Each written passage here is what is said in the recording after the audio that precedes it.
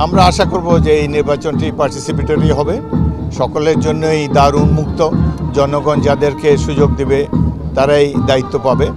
আমরা কামনা করি প্রত্যেক রাজনৈতিক দল এই নির্বাচনে অংশগ্রহণ করুক, কাউকে বাদ দেওয়ার হলে জনগণই বাদ দিয়ে দেবে।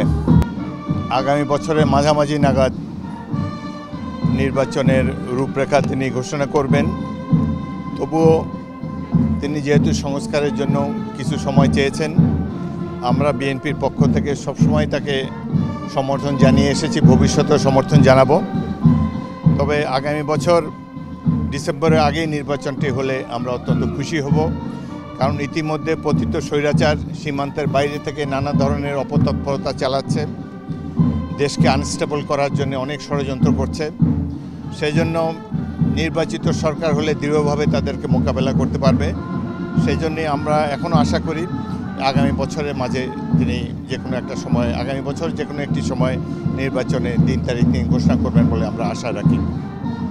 তবুও এই যে তিনি যে একটা রোডম্যাপ ঘোষণা করেছেন সেজন্য তাকে আন্তরিক ধন্যবাদ জানাচ্ছি।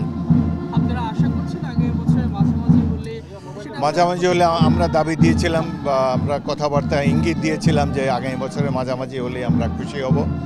তবে তিনি যেহেতু আজকে ঘোষণা করেছেন, প্রধান উপদেষ্টা বলেছেন যে 2025-এর ডিসেম্বরের মধ্যেই তিনি নির্বাচন দেওয়ার জন্য পক্ষপাতী।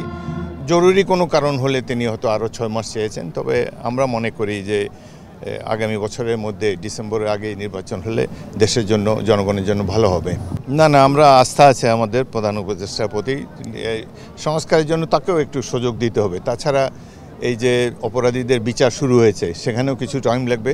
আরেকটা জিনিস তিনি হয়তো বলেননি, আমরা উপলব্ধি করি পুলিশ বাহিনীর দ্রুত সংস্কার প্রয়োজন। পুলিশ বাহিনী বর্তমানে অনেকটা চুপচাপ বসে আছে, জনগণ তাদের উপস্থিতি অনুভব করছে না, এবং যার জন্য আইন শৃঙ্খলা পরিস্থিতির কিছুটা অবনতি আমরা লক্ষ্য করছি। সুতরাং আমরা আশা করি যে দ্রুত একটি নির্বাচিত সরকার দায়িত্ব গ্রহণ করলে জনগণের সকল সেক্টরেই আমরা ঈপ্সিত ফল পেতে আমাদের পক্ষে সম্ভব হবে।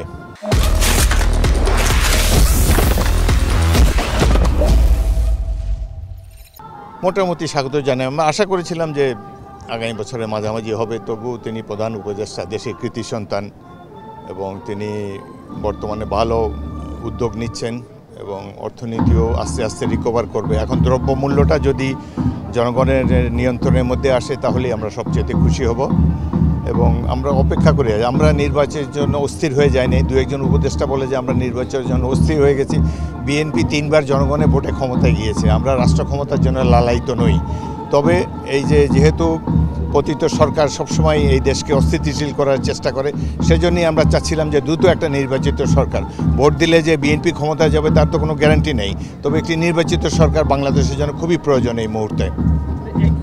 যে আপনারা 15 বছর আন্দোলন করেছেন, আপনাদের একটা দাবি ছিল নির্বাচনে যাতে পার্টিসিপেটরি হয়, তো আগামীতে যে নির্বাচনটা হতে যাবে আপনি কি আশা করছেন নির্বাচনে পার্টিসিপেটরি হবে? যেহেতু পতিত স্বৈরাচারের বহুত্ববাদী সরকারের ছিল বাংলাদেশের বড় একটা রাজনৈতিক দল আওয়ামী লীগ, সেই ক্ষেত্রে তারা যদি অংশ না নেয় নির্বাচনটা কতটুকু পার্টিসিপেটরি হবে বলে আপনারা মনে করেন?